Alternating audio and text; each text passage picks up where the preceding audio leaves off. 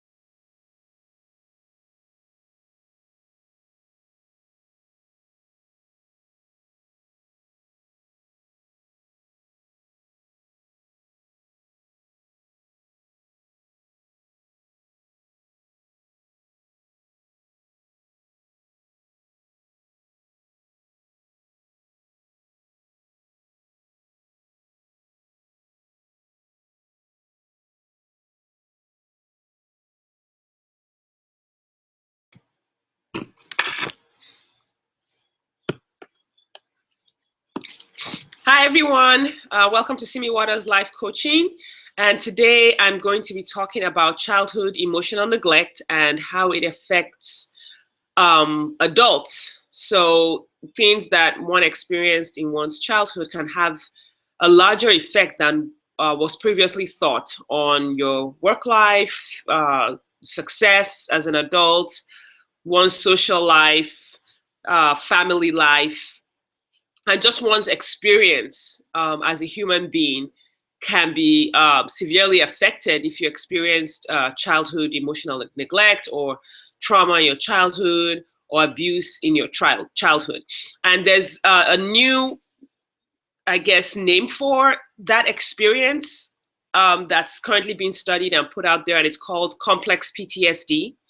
And if you're familiar with PTSD, it's a syndrome that is experienced by people who've suffered a very traumatic event, usually a one-time event or severely traumatic over a period of time. So you find PTSD usually in veterans of war or people who have experienced violence, like a violent act, say a person who witnessed a school shooting or a robbery or murder, a person who was in a very severe car accident, or or other accident of the sort, will suffer what's regular PTSD.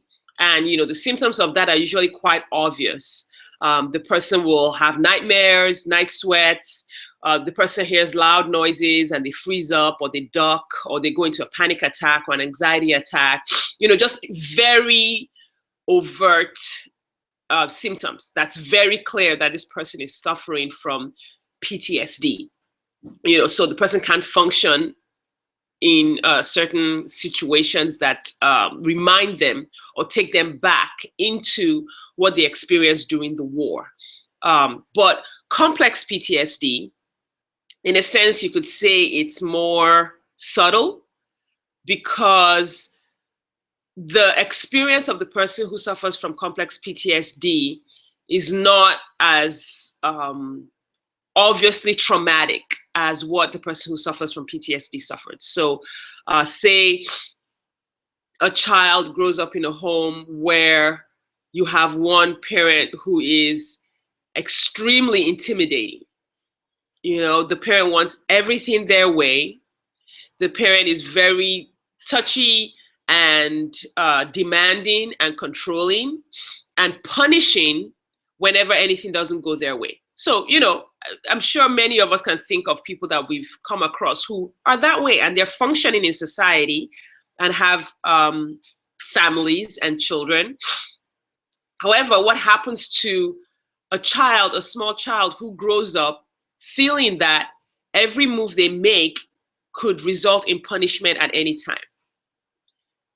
How does that child is experiencing tiny drips of trauma? So it's not huge experiences of trauma, really overt, one time, or maybe over a period of a few days. This is every day, every day, every day. This child is experiencing the feeling that, okay, my parents can come in and yell at me at any second for anything. So it's not that when the home is consistent in their rules, these are their rules, and if you break those rules, you can get in trouble. That's one thing, So generally, the child knows, okay, well, if I do this, I'm going to get in trouble. So the punishment or the consequence is expected. That doesn't cause trauma.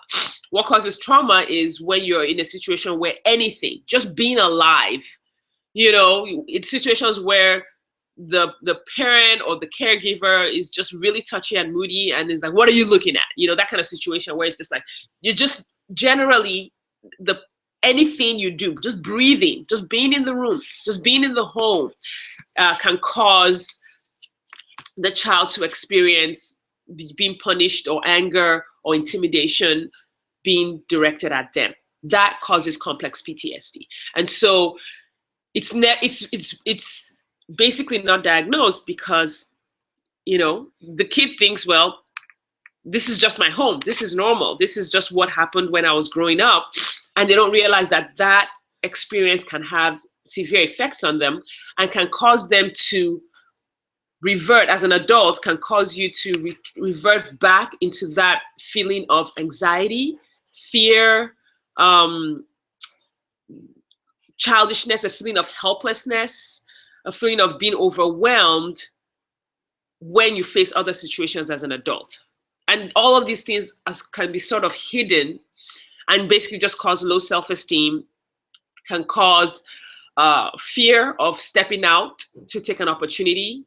So you might find a person who has grown up, they've gone to college, they have a job, but they're too afraid to ask for a raise because when they were kids, asking for anything caused punishment.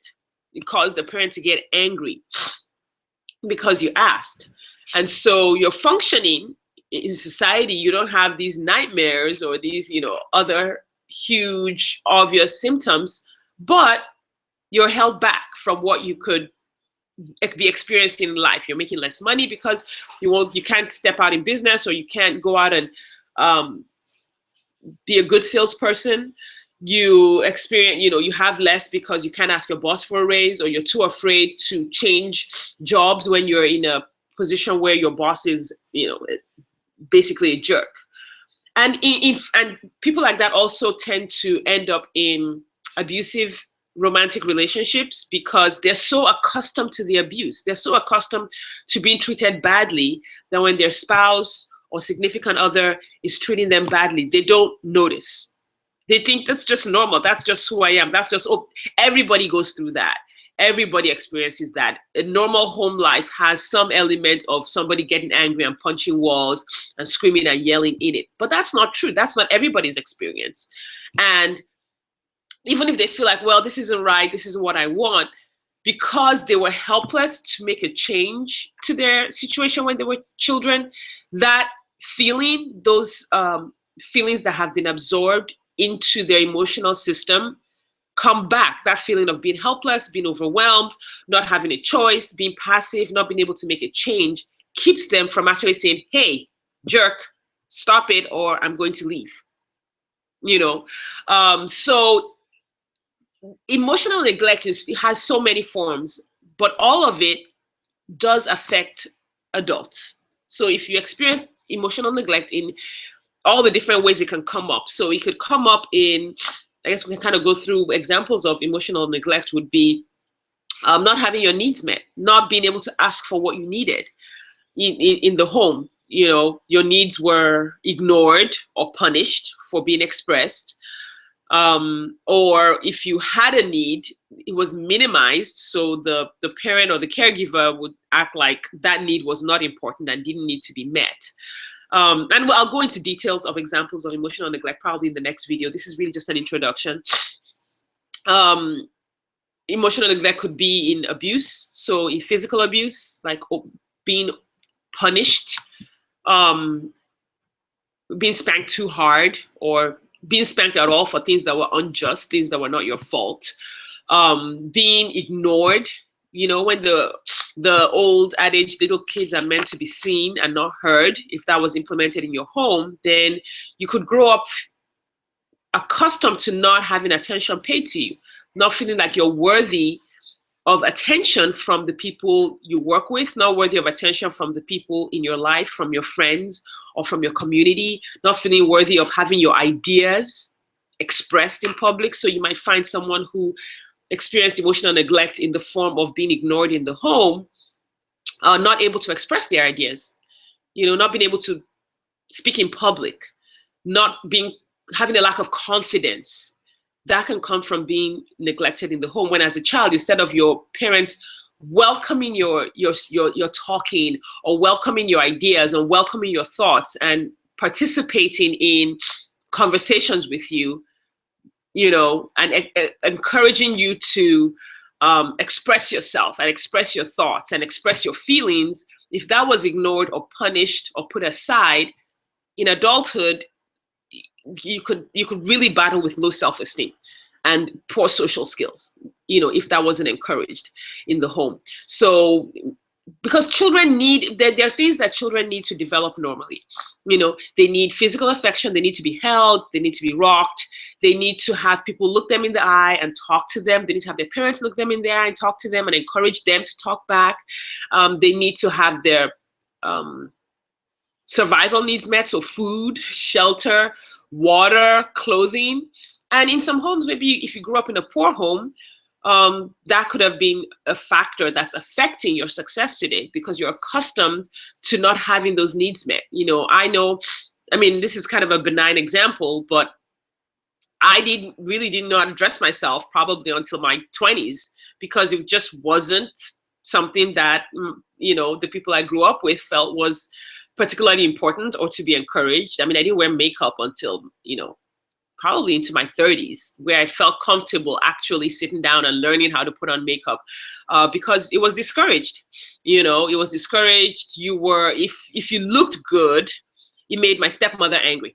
I'll just put it that way. If you look good, she made her angry. So, you could be punished. You knew that if you're looking good at that moment, then chances are you were going to get in trouble at some point over something else, later on. So it really does have an effect into adulthood. Skills that should be taught, in the teenage years, basically how to look good, how to speak well, how to conduct yourself in public, how to meet your own needs, how to ask for what you want, so that when you're on your own, you can ask for what you want. You can express your needs to the people that are in your life. All that was, if it was discouraged growing up in your home, you're going to have a hard time getting ahead in life. You're going to have a hard time raising your own kids. You're going to have because you don't know how kids should be raised. So you're going to have a hard time raising your own kids. You're going to have a hard time parenting yourself, which is what's supposed to happen when you grow up. So everybody needs a mother and a father when they're children, but everybody needs a mother and a father even when they become adults. We all continue to need support and encouragement and love. Now, what happens when you grow up with your mother and your father is that you absorb who your parents are into yourself, into your psyche. And I don't mean that absorbing like in a spiritual sense. I mean literally into your brain. Your brain processes are programmed by the people who raised you. So what's supposed to happen is your mother and your father, the two sides of the coin. You have the nurturing, soft, loving, encouraging side, and then you have the disciplinary side. You need to keep the rules. You need to do the right thing. You need to get your act together. You need to work hard. And of course, both parents provide some of both, but that's the balance to the parenting picture. So you're supposed to, so they tell you those things and teach you those things and speak to you and relate to you in that way. And what happens is you absorb who they are into your psyche, into your mental processes, so that when you grow up and leave home, you then parent yourself. You are the one who gets yourself up early in the morning saying, well, I got to get to work. You're the one who cleans your house and says, well, I have to clean my house. I have to do my dishes. And then when you're feeling down, you are at that point, now that you're an adult, are supposed to be the one to encourage yourself. Not that you don't get encouragement from friends and other people around you, but you need to have that supply, that deposit of encouragement and love and acceptance within yourself already from your parents. If you didn't get it, then you're not going to have it. So it's just the same way. If your parents didn't teach you to clean up after yourself, then you're not going to be able to get yourself to clean up as an adult unless you build up and mature that part of yourself on your own. So same thing with self-nurturing and acceptance and love, self-esteem, self-confidence. All of that are things that have been deposited in you by your parents and absorbed into your psyche so that you then provide it for yourself. If any of that is missing or damaged, so sometimes it's missing. There are some things that become damaged because if you look at most two-year-olds are very confident and like, I want what I want, and they throw tantrums, if they don't get what they want. But then you find out sometimes that when the person becomes an adult, they're just completely like a doormat for other people. They're easily controlled by other people. They do whatever it is other people tell them to do. They never grew up with that. They didn't grow up with that feeling of being confident intact. It became damaged along the way because of the family environment. So there is a real effect of how you attach to your parents when you were a kid. There's a real effect of what your childhood environment was like. And if you're having a hard time like moving ahead, if you're in a marriage that is abusive, if you are having a hard time moving ahead, you feel stuck, if you're not experiencing like joy in your life, or your feelings are kind of numbed, if you have other people in your life that are controlling you, or if you are the person who controls others all the time, or you're continually putting off your happiness into your future and you don't feel like you can have any happiness in the present, you might need to work through the possibility that you had some childhood neglect, some childhood abuse, or some childhood trauma. And the truth is, once that's uncovered, it's actually fairly easy to overcome it. And that's what I've discovered. It is work, but if you are serious about it and you are determined to become the person that God created you to be, it is actually very, very possible and very easy to overcome that complex PTSD. That feeling of anxiety, just feeling nervous about life, you know, feeling afraid of the world, afraid of life, afraid of people, afraid of not being accepted by people, you know, never feeling like you belong anywhere, never feeling like anybody likes you. Those feelings can be overcome, you know, and I've overcome a lot of them, and it didn't really take that long. I mean, I would say probably within the period of about a year of working seriously. But I mean, I worked seriously on it. So it's like I was, you know, I was serious about it. I was reading a lot of stuff. I was working in my journals. I was doing my workbooks, doing my worksheets. I was spending time sitting and thinking about this stuff and, you know, going through what needed to be gone through. When I was working on my feelings, I would sit down and feel the feelings, and in some ways re-experience what happened in the past so that I could kind of talk my way through it and remind myself, I'm not there anymore. I'm not with those people anymore. I don't have to feel like they wanted me to feel back then. So it is work, but it's not impossible at all to overcome it. But the first step really is to ask yourself, do I have some emotional neglect? Did I have some trauma in my childhood? Am I in denial? Am I covering up for my parents? And you don't have to hate your parents to say, hey, they made some mistakes. Okay, they did something wrong. They were the product of their parents. So really, it's just, you know, sometimes I tell myself, because I'm a Christian, so I'm like, I think this complex PTSD, parents ruining kids thing is just the passing on of sin and the fall. That's just it. So it's not something you sit around and you're like, well, my father did this, my father did that, and so that's why I can't move ahead. It's just life, you know. It's happened to almost everyone, and so, you know, it's not something special that happened to each person. And as an adult, then it's our responsibility to just say, hey, okay, I need to move on. I need to work through this and move on and really do something with my life. So I don't advocate, okay, now going back to your parents and then listing all the things they did wrong. They kept you alive, okay? So, you know, that's something to be thankful for. It's really just up to you. It's not up to them to then admit that they did this so that you can move on. It's really up to you to take charge of your life. Take control of your life. If your parents realize that they did something wrong and they apologize and they make amends to you, that is awesome, because then you can repair the relationship. But if they don't, it doesn't mean you can't move forward. It doesn't mean you can't overcome this. A lot of work has been done recently on complex PTSD, great work on feelings, on childhood neglect, excellent books that are out there that you can read and follow. And on this channel, I'm going to be putting out a whole lot more material on that, so you can follow that, subscribe to the channel, and you'll get more tips and things that you can do to overcome any childhood neglect. But like I said, the first step is to admit it to yourself. Admit, did this happen? Were there difficulties in my childhood? If you don't admit it, if you want to continue feeling like your childhood was a fairy tale, it was normal, it was wonderful. Well, my parents, they always fed me and clothed me, so they're wonderful. You know, that's up to you. You won't move ahead unless you face the truth. So the first step will be to come out of denial and really face what really happened. Talk to your siblings. Hey, you know, what really happened here? What really happened there? And then you can take the first step into healing and growing and overcoming any childhood neglect and complex PTSD that you might be experiencing because of that. Thanks for joining me today. I really appreciate it. Subscribe to my channel, share this with your friends, and I will see you with another video very soon.